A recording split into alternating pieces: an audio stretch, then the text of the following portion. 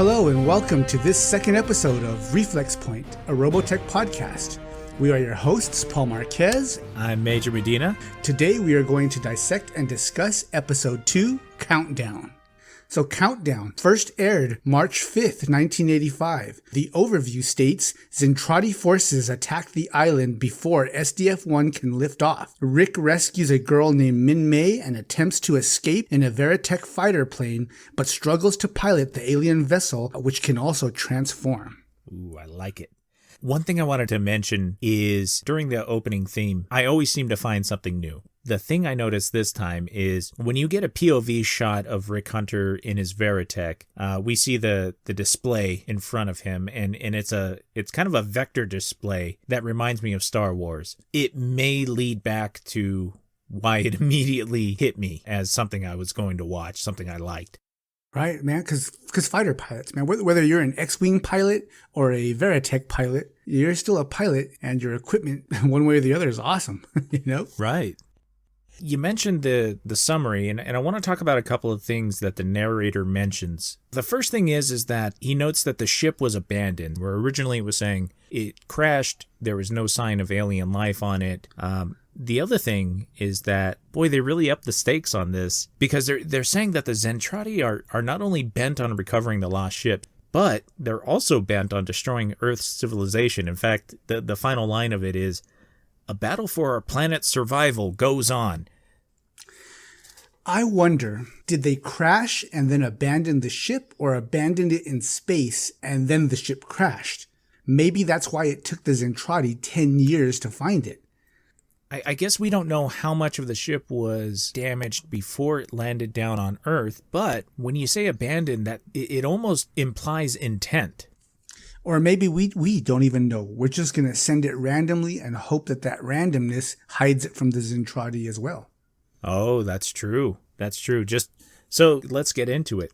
If the previous episode was all about backstory, this episode is all about a character study. So every line that somebody says is a little bit of insight to who they are as a person. I agree with you 100%. As a matter of fact, I do have some points I want to bring up where, a 1 or 2 line phrase lets you kind of know who this person is, or who they're going to be anyway.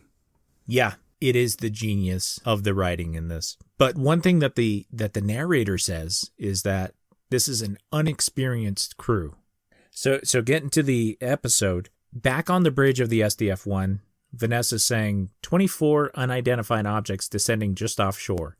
So again, that kind of like peril is that the ships are headed towards them. So Global has ordered Lisa to send Fokker out there to investigate, but Lisa informs him that Fokker's previously engaged and still fighting.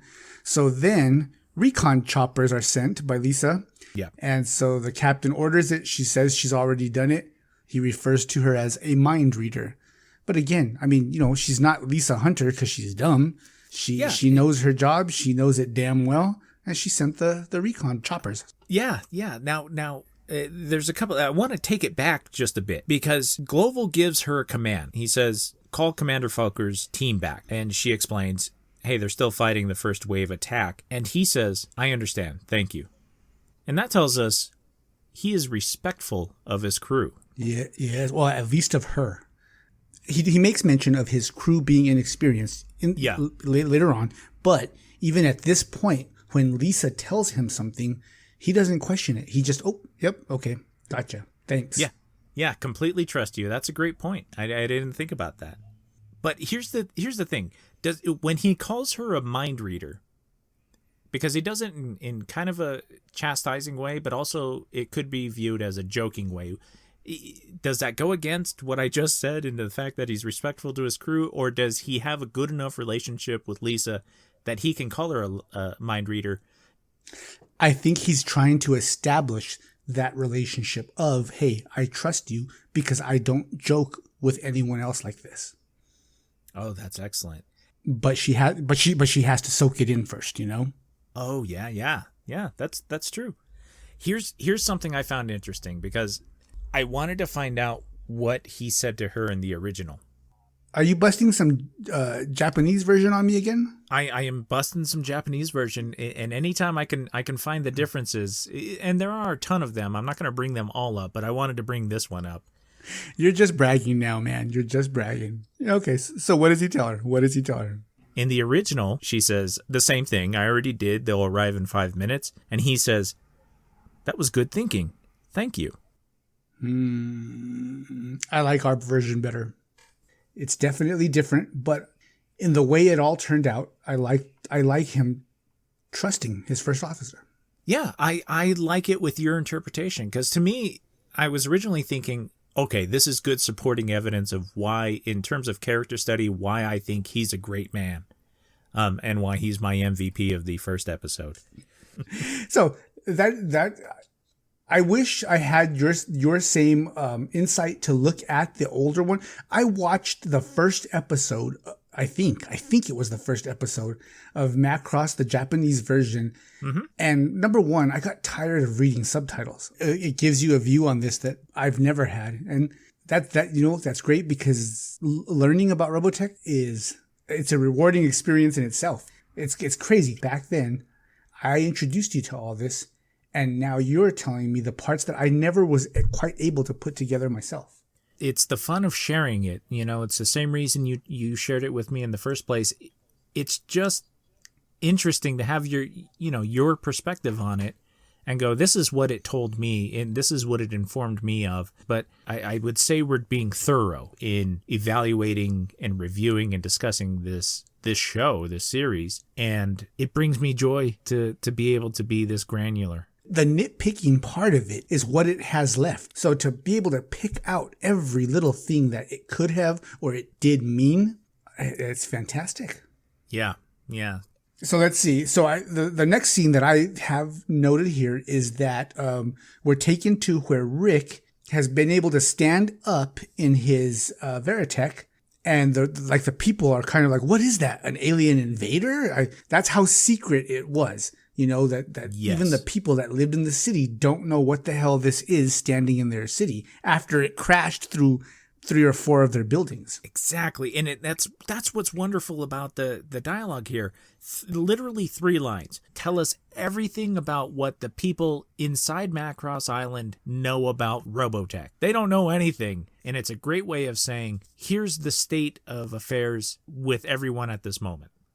So Jason and Minmei show up again, and of course, like any little boy would be, he's in awe of this robot standing in the middle of the city, and he wants a closer look. So Minmei and Jason go up to Minmei's room, actually, and it is on the 3rd floor. We cut to the recon choppers that Lisa had ordered, who report back no sign of alien craft. So you're right. So they have no sign. No, they don't see anything.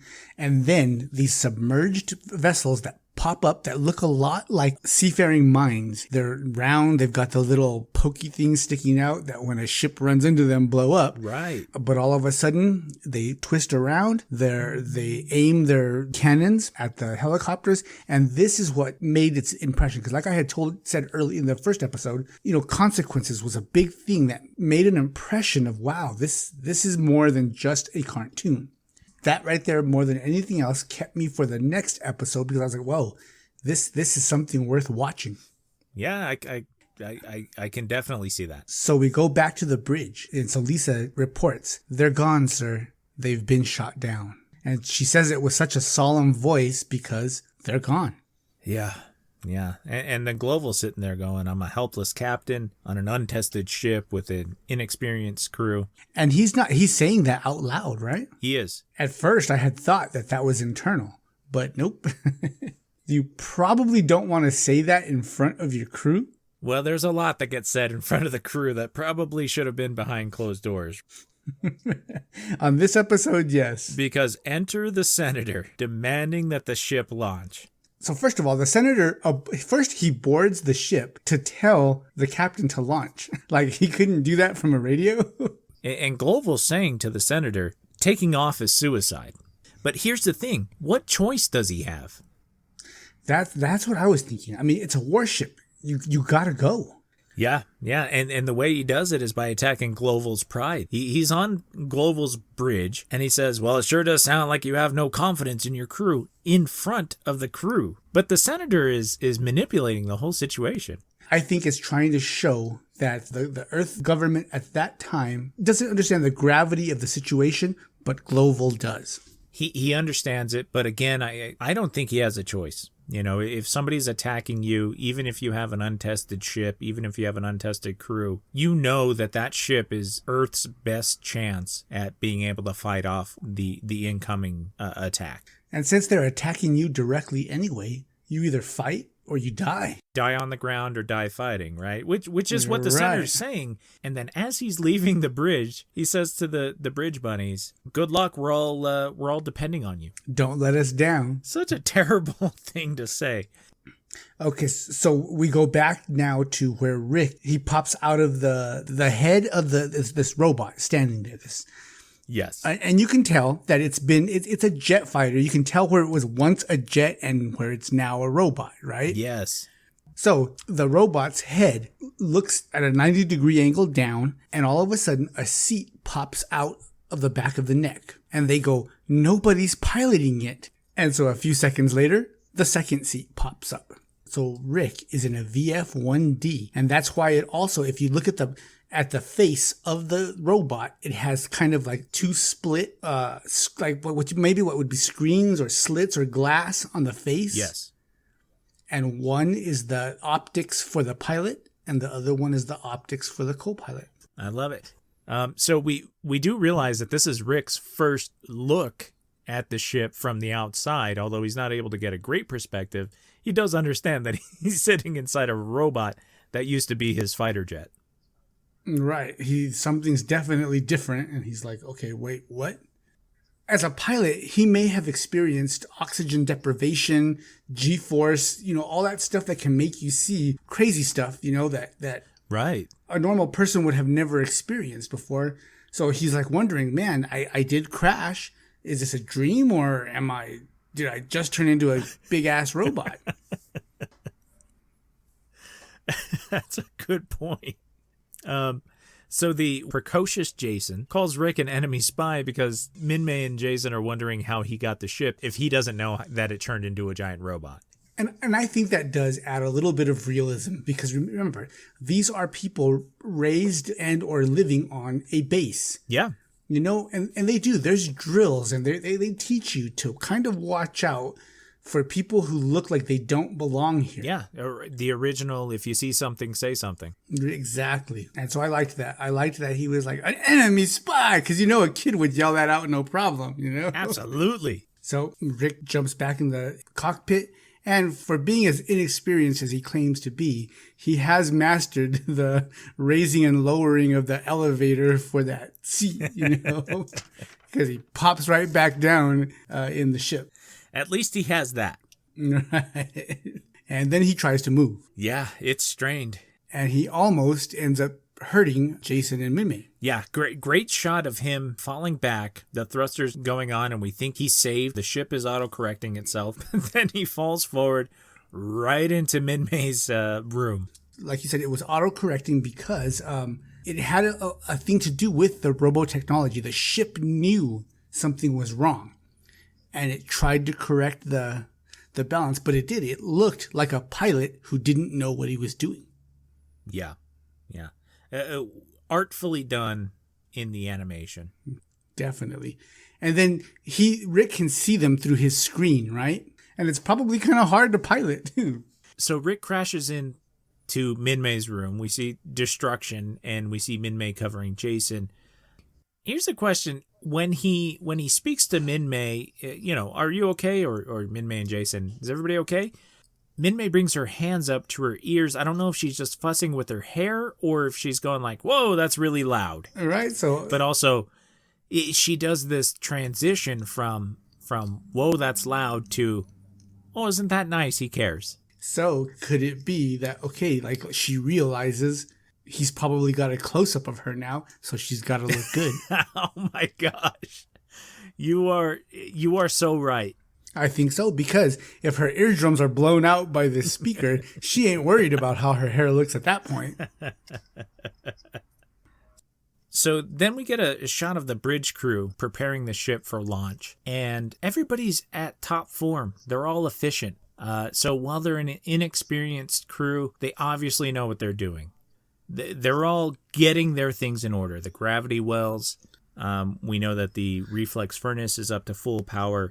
I just really liked the kind of panning sweep shot that they do that shows that everybody's doing something to prepare for this launch. And you hear the voices coming in from the radio too. Yeah, it makes me excited. And it's realistic because it's training. It's training kicking in at this point. Yeah, you may have never been in the experience, but man, once your training kicks in, something takes over and you know your job and you just do it. That's why the military does trainings over and over again, so that when you are in peril, you just go into that auto mode. Right. So in real life, that kind of scene has probably been played out countless times. Okay, so there's a little bit of, I'm going to call it misdirection because I know, but we have all these people working. They all seem to be doing exactly what they're supposed to be doing.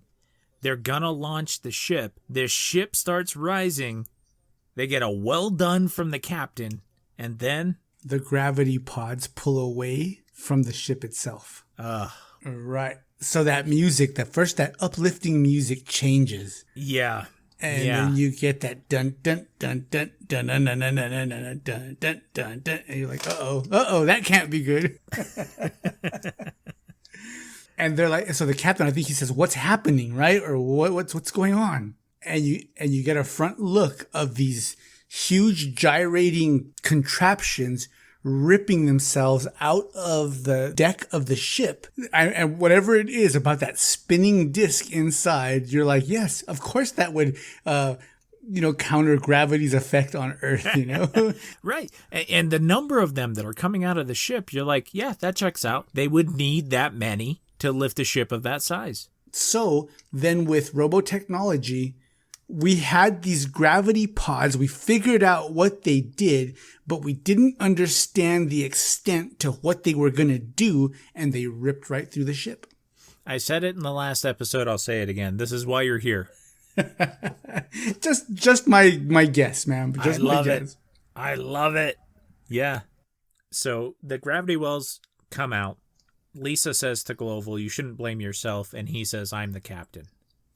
That's what the best leaders are made of, man. They'll rectify whatever the issue is if they have to address their crew, but ultimately, whatever failure was at that point falls on them for not recognizing it in the beginning. Yeah. So now I'm inferring not only is he kind, respectful, a great military mind, but he's also a great leader. So now we cut to 2 vans with ropes attached to the Veritech attempting to pull him out of the building. On the van, and 2 vans at this point, they're identical to one another. Did you notice what they have on the side of them? I did not. They have swordfish. Okay. So one of 2 things is inferred here. Either we have a disparity between the original Japanese show and this show, or there is a swordfish weapons and secret military supply company. They're trying to hide what they're actually. Although, the driver is saying, "I have vital military supplies," as opposed to saying, "I got some frozen fish back here that aren't being refrigerated." They're going to go bad. Who's going to pay for this? And in the original, instead of saying, "I have vital military supplies," he says he's trying to evacuate to the shelter. So a little bit of difference, but it explains why there's a swordfish on the side of it. It was a fish delivery van. As opposed to a military van. I like it. I like that version of it too, Hey, we're trying to evacuate, get your ass out the way. Right. So going back, we could just say that it was a top secret project that they're trying to protect. So vital military supplies are in vans that look like fish delivery. Missiles, the tuna of the sea.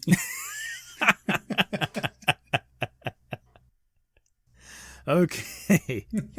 Then we cut to Roy leading, and this is the first time we actually hear him named as Skull Leader. He reports in, hey, mission complete.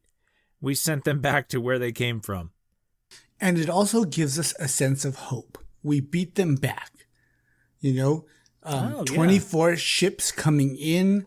We get this view of the helicopters getting shot down. Like the anti-gravity pods ripped from the ship. Like, it's all gone bad up until this one point where Roy finally says, we sent them back, And that gives us a little bit of hope. We're not totally inept. Our fighter pilots, honed by 10 years of global war, are pretty damn effective. That's a great point. And then Roy says, any word on VT-102? They give him a status update. He's making more. He's causing more damage than the enemy is, which, great little joke to throw in there.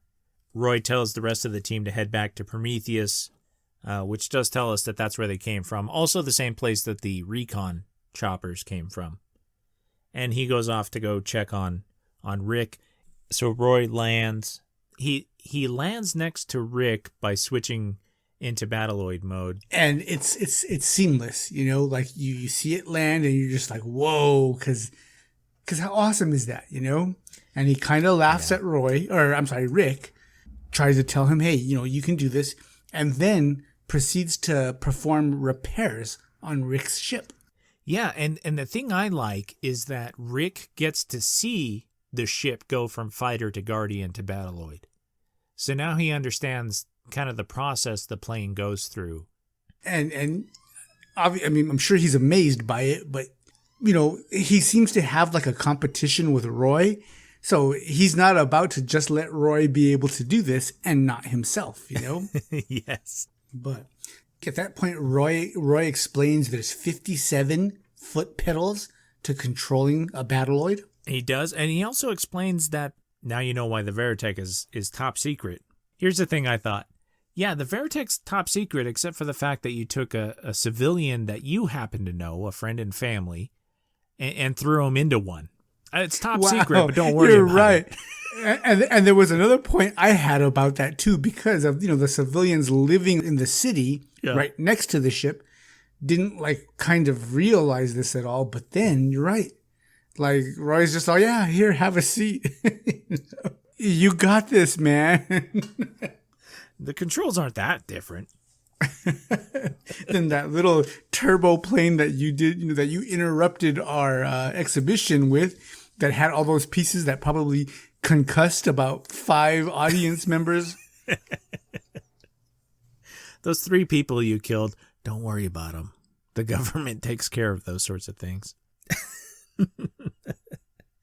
So like you said, he does repairs to the ship.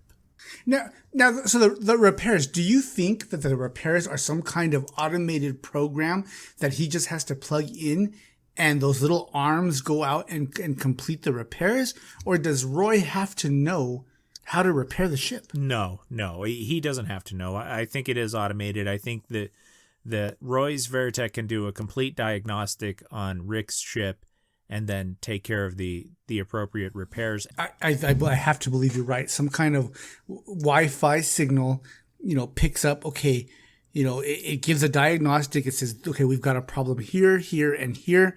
How do we make this ship at the very least flight worthy? Yeah. And then it goes to work. Yeah. And I like it too. Yeah, me too. The hands pop out. I bet you they can do it now.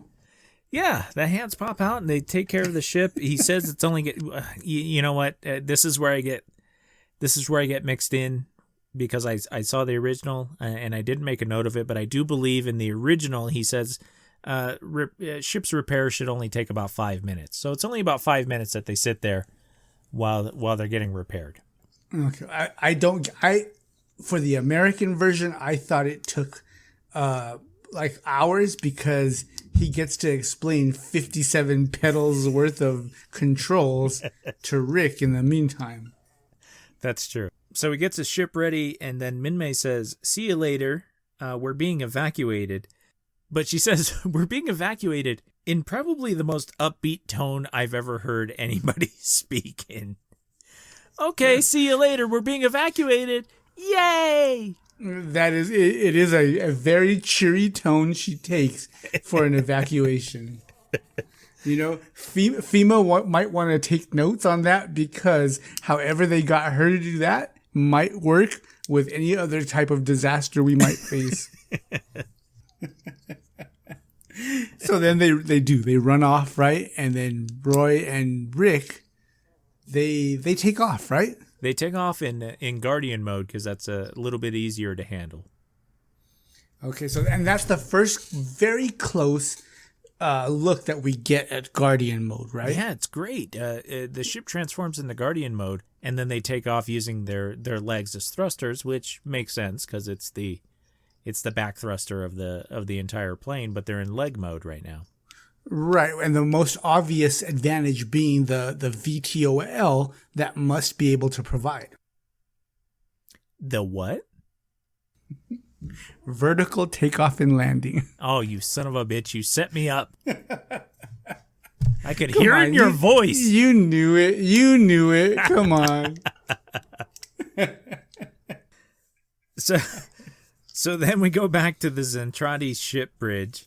There's a soldier announcing to the commander that the recon and battle pods have landed and that they're ready for attack. The ships then rain down hellfire on Macross City. It's concentrated, right? We're seeing buildings being leveled, but we do hear that the people got out just in time. And at this point, Rick wants to check on Minmei and her family. Then we cut back to the ship. So Lisa explains to Captain Global that the alien assault force is approaching from the east. So Global calls for air support, right? Right. And then Lisa says we're being attacked, right? Yes. And then we see the Zentradi coming down the side of a hill on towards the SDF-1. And this is our first little note that the battle pods cannot fly. They cannot sustain flight. They can jump like a mofo, and I think that is a big advantage for the Battloids and the Veritechs, we have fighting them. So then the Zentradi come down, and they start firing missiles all around the SDF-1. So Lisa reports the Skull Group, asks them for coverage. We cut to Minmei running between a Zentradi battle pod's legs, and okay. And this is because of another little bit that gives an insight to her character. She's worried about her diary. Oh, what yes. if someone finds it and reads it? So she actually leaves the evacuation, and they tell her, "What? Are you kidding me?" But nope. Like kids will be, she runs away.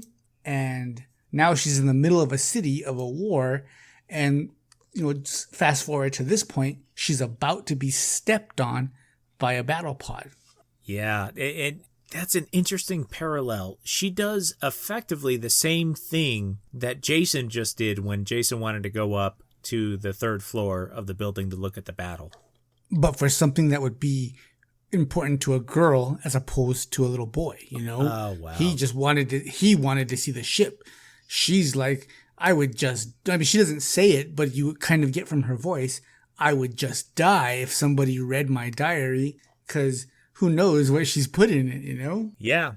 Well, okay. So I want to bring something up. So we said in last episode that Rick was 16. So I looked it up.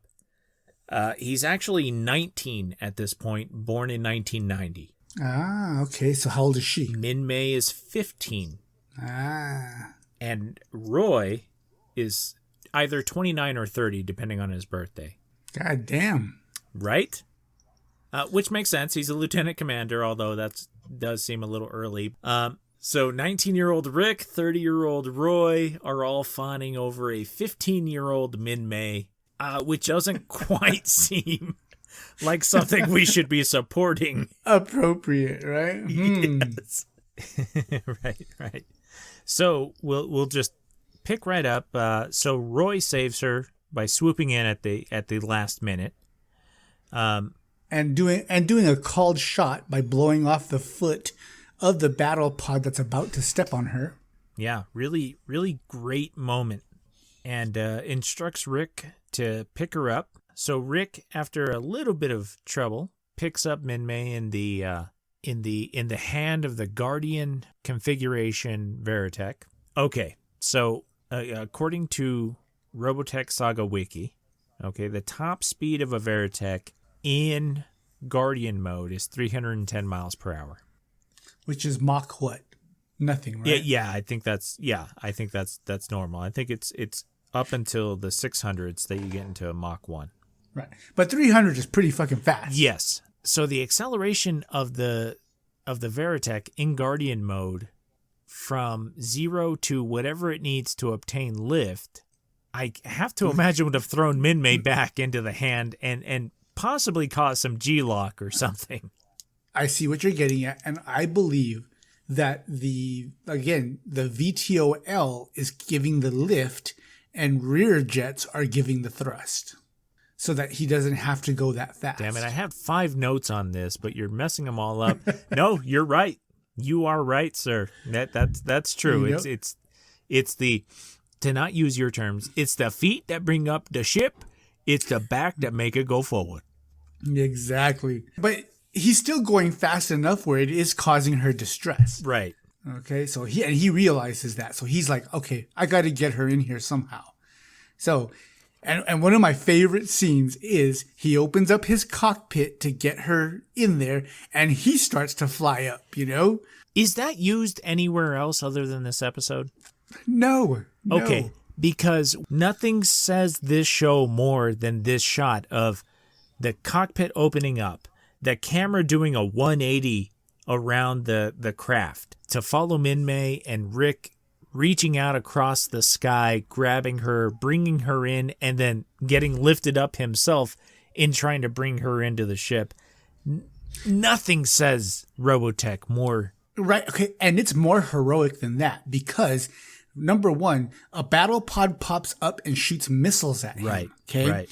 And so now, with her in his hand, in the Guardian's hand, he's got to dodge these missiles, and you see his legs, or the Veritech's legs, aim backwards, so now there is no VTOL. This is all thrust. Oh. Okay, and that's probably where it would be really bad for her, because he's trying to dodge these missiles, and he's going as fast as he can. Right. He does this little dodge, and the arm gets shot off. So it's not like he controllingly put her in the cockpit. Now it goes into a slow motion, and that echo of her yelling just does so much to make you know she's in fear for her life, because at how many thousand feet in the air, she's headed right toward the ground. Yes. Yeah. They just climbed up many thousands of feet into the atmosphere. She's falling. Okay. Exactly. Yeah. That's all you can do, right? Is a sigh of wow. I am out of breath because it wasn't even concerned. My whole thought on the thing was how amazing and exactly everything that Robotech is supposed to be is this one shot, because it is the one shot I remember over everything else, and I don't know why. So to me, it was all about how cool is this? And then you hit me with the realism of what's happening, what's occurring in this moment. Very similar to the helicopter pilots getting shot down. Yeah, I had to take a breath because I sat there and I imagined myself as Minmei falling thousands of feet. With my own crippling fear of heights and airplanes, I never thought of that. Honestly, here's my note on this shot. Ready? When I think of Robotech, I think of this. That is the most milquetoast response to what is now one of the most terrifying, joyful, and unbelievable shots in this entire show. Wow. Well, here's the thing about watching Robotech, man. Once it gets in your blood, There's no escape. Yeah. Before Roy said it best. This is why we're talking about it 35 years later, and probably 20 years since the last time you and I spoke about it. So Rick has Minmei in the ship, and she's crying. This no longer seems like an overreaction. This is an underreaction. Right. She's still conscious. And Rick gives the like, don't cry, you're safe now. Yeah, but but if you felt like you were the responsible party, like that's all you could do. That's true. No, you're okay. Yeah. I know that we were just 20,000 feet up in the air, and my arm got shot off, and I had, but you're okay now. Oh, man. So he goes back down, Yeah. right? And now they're flying through city streets, right? Mm-hmm. Yeah. And he inadvertently takes out a battle pod at the legs that steps in front of him. Right. Okay, which ends up upending his Veritech, and he slides on his cockpit, basically. It's a brutal slide. For brutal looking slide. Yeah, for a couple of 100 feet, right? And makes me wonder what the cockpit glass is made out of.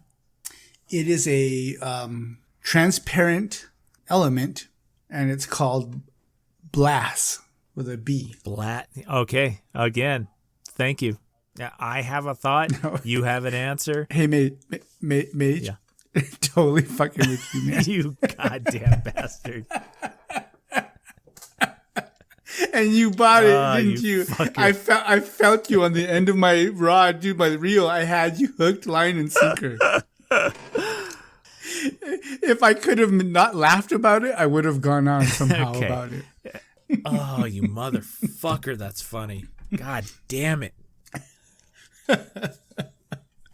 Okay, so he slides a couple 100 feet, comes to a stop, and the battle pod hits the ground because its legs were swept out from under it. Yeah. However, it manages to stand back up, twists around and looks at him, and I believe he starts to believe, it's going to get him, right? Right. So he opens up with it's called a GU-11 gun pod.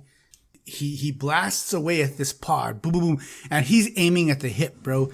At this point, he's upside down, and he don't know what the hell he's doing. True. So he's shooting from the hip. Luckily he manages to hit probably one of every 7 shots, and the pod goes down, and he breathes a sigh of relief. He got it. And then a hatch opens up, and we get our first glimpse at the alien invaders. Oh, it's great. Now, imagine how big a pod is, because I never really thought about that. The pods have got to be big enough for a 50-foot humanoid to fit in, and albeit it's probably pretty damn cramped. Yeah, their legs don't go down into the legs of the battle pod. No. The stuff I read on it did say that they are cramped.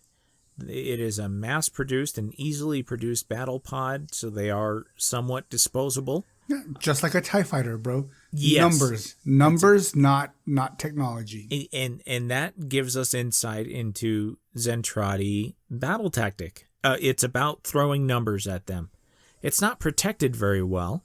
Right. Obviously, the blast from this GU-11 can take it down, but you throw enough at something, and you're going to win. Right, and the weapons aren't anything to shake a stick at, but it's a glass cannon, Heavy damage, but very light armor. Great way of putting it. Is that a term?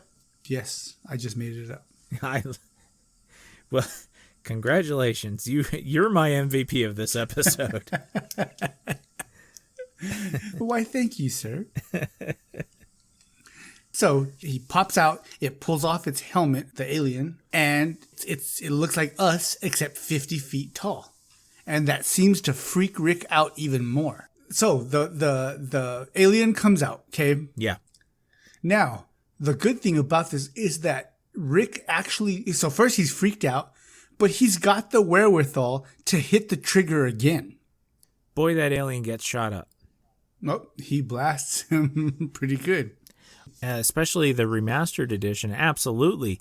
you see him, you're facing him, you are looking right into his eyes as he gets 5 blasts into his body. As tame as as it seems now, Yeah. man, like even in the unedited or unremastered version, he blasted him. You get the hint. Roy's standing behind him. He goes down. Roy's gun is smoking, and you do see the holes in the back of the alien. It's not shocking. It's actually relieving because you're wondering how Rick's going to get out of it. So, yeah. So then Captain Global, he talks about launching again, but using the thrusters or something, which are... Yeah, main booster rockets. Which he has full confidence in because they were made on Earth. Yeah. Before that, we do get Lisa saying that verifying that the city has been deserted.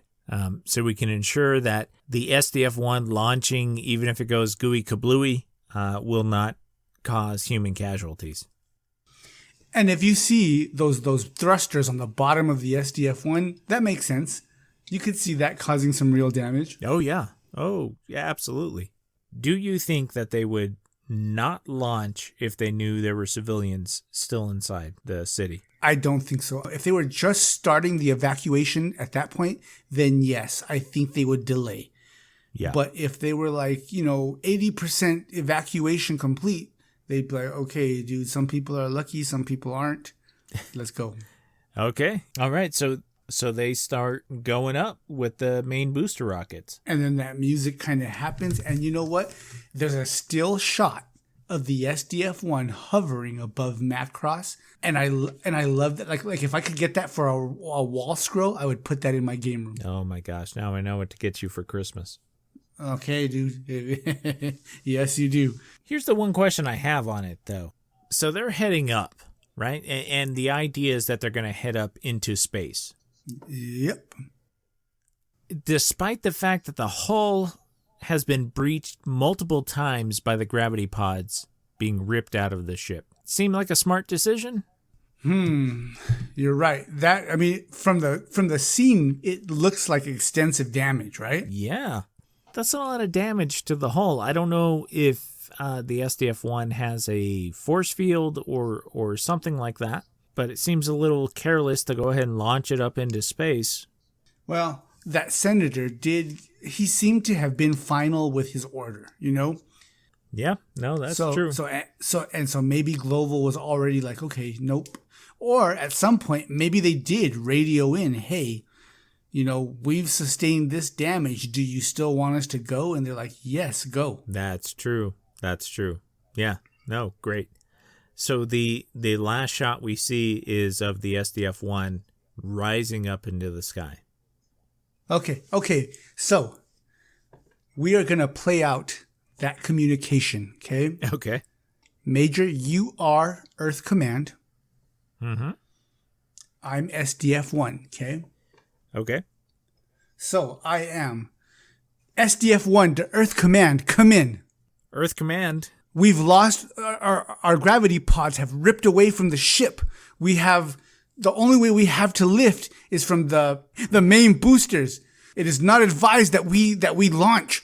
What do we do? That should be fine. That should be. You said you lost the gravity wells?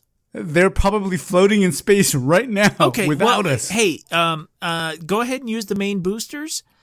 If you could recover any of those gravity pods, I just want to remind you they are about $1 billion a piece. So if you could recover any of those, that'd be great. But yeah, go ahead and launch the main boosters. Roger that. Launching main boosters. Thank you. So see how easy it was. Oh my God. All right. So I think that does wrap up episode 2 of Reflex Point, our Robotech podcast. Hey, Paul, I want to thank you for sitting here and talking to me for this amount of time. This was as joyful as I expected it to be. Absolutely. The pleasure was all mine. You try to keep yourself within a time constraint, but when it comes to Robotech, you just can't. Yeah, Yeah. And anybody listening to it, loving it, I don't think has any issue with it either. Well, I don't think you'd be listening if you didn't love it, and we love you, the listener. Please stay tuned. We're going to go through the whole series. Maybe we'll do some of the movies, and we'll go from there. So thank you guys so much. Exactly. Interaction, I think, with the audience is really important. And not to mention just hearing a new perspective from people out there and their take on stuff that we've discussed.